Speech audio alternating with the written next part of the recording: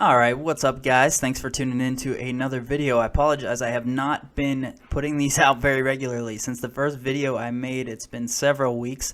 Do apologize about that. I've been gone pretty much every weekend, visiting family and actually campaigning a little bit for the great Doug Mastriano in Pennsylvania.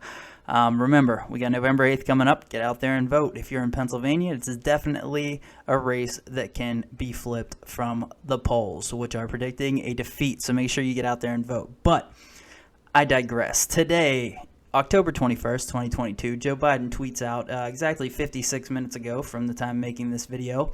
And I quote from the Twitter account of Joe Biden. I'm not going to say from Joe Biden because it's pretty obvious that he doesn't run this Twitter account. But from the Twitter account of the President of the United States, this year the deficit fell by $1.4 trillion, the largest one-year drop in American history. Further proof that we're rebuilding the economy in a responsible way. So let's break that down a little bit. So I'm just going to go in here. I've already tweeted this. So when I look at that statement, I think, okay, he's obviously talking about the national debt, right? I mean, that's what any rational person would think of. That's not really what he's talking about here, but let me explain to you where the national debt is at this point, and how actually detrimental this is to America, the society as a whole, your wallet, your parents' retirement funds, your stock portfolio, your savings account that is just getting crushed by inflation right now. You're actually losing money, keeping your money in the bank at a level that I've never seen in my lifetime. But let's look at this. So the actual national debt since 2017 has increased about $10 trillion. Actually a little bit more, about $10.6 trillion, a little bit less.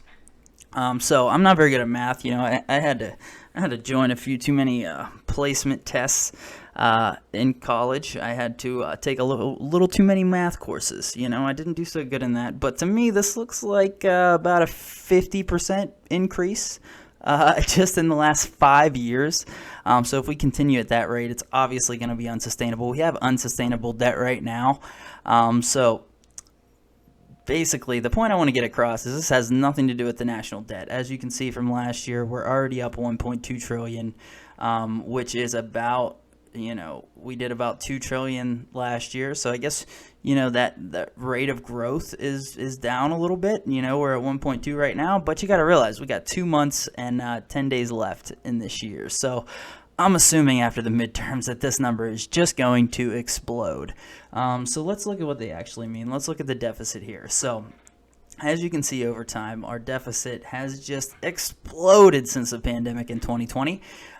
Prior to the pandemic in 2019, which is already a pretty heavily spent year. So what the deficit is, let me just break this down a little bit. What the deficit actually is the money that we have to borrow from other countries in order to satisfy our spending. So right now with these numbers, this is the amount that we have to borrow just to meet the amount that we're spending in US dollars. So in 2020, obviously it exploded because of, I'm not going to say because of COVID, it's the response to COVID is really what exploded these spendings, among other things, but that's really what the mainstream narrative driver of this is. So let's just play along with that. So what he's saying is the deficit decreased by a couple $100 billion last year. Not the national debt. The deficit decreased a couple hundred thousand billion last year, or a couple $100 billion. I apologize, last year. And that is decreasing by 1.4 trillion decreasing 1.4 trillion this year. So if we look at that, that's going to take us, let's just say that that's the end of the year.